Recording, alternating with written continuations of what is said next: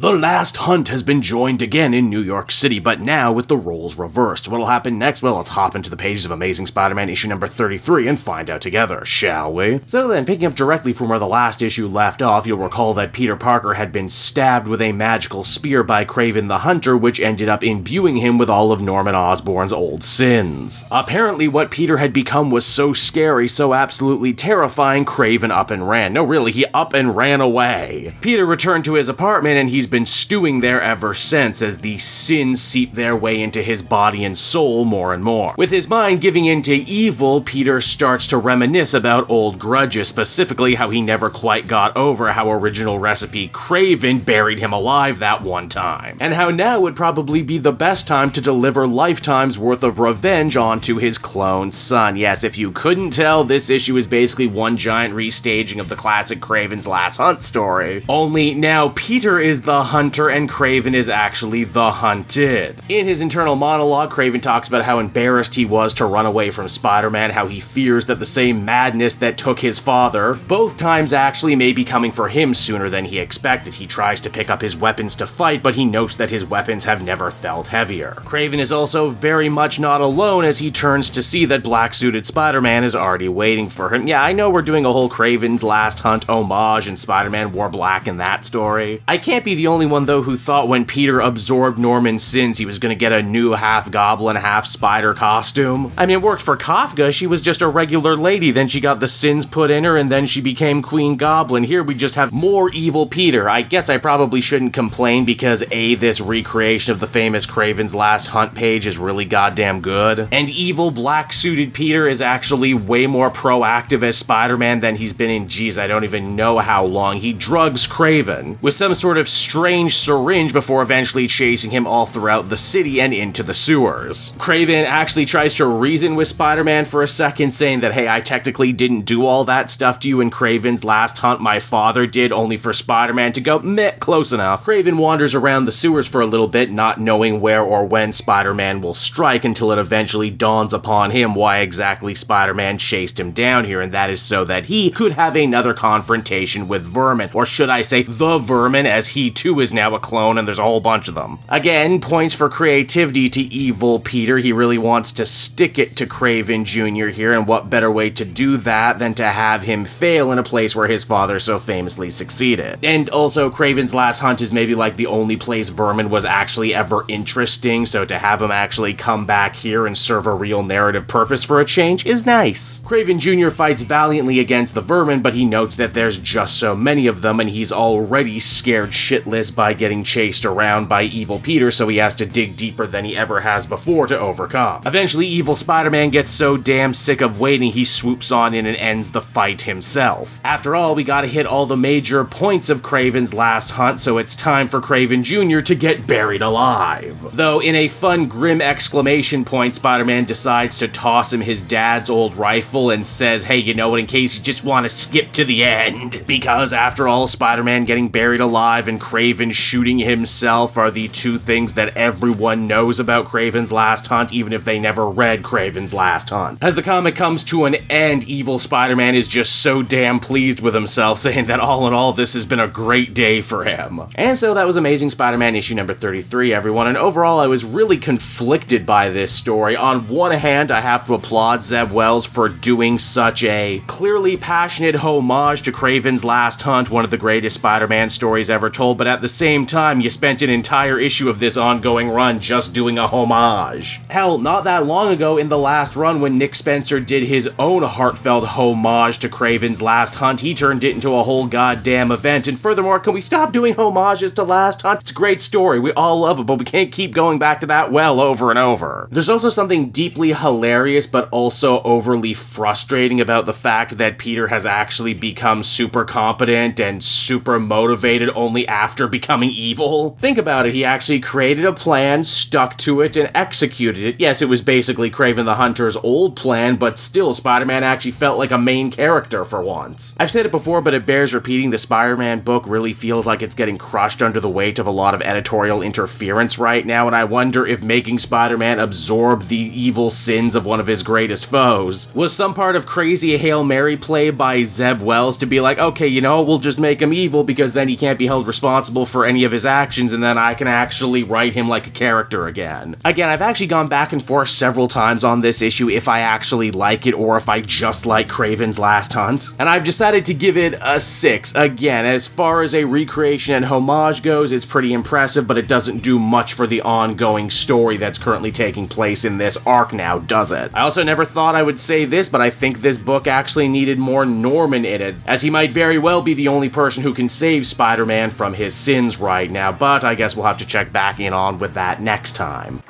Hey there everyone, it's your pal Cape Joel again, and if you're seeing my face right now, that means you watched to the end of the video, and I'll always be grateful for that. Retention helps in this crazy YouTube game, and so does becoming a patron. If you head on down to the description, you can find a link to my Patreon page. Recently just redid all the tiers, a lot of cool stuff offering up there, exclusive commentaries, exclusive polls, behind the scenes concept art for Capes and Quest, that's the brand new D&D show I've started soon. Never been a better time to become a patron. You can become a patron for as little as $1 a month and help the channel grow and, help me continue to deliver content like what you just saw. So I want to thank you all, and I will see you again next time. Bye-bye.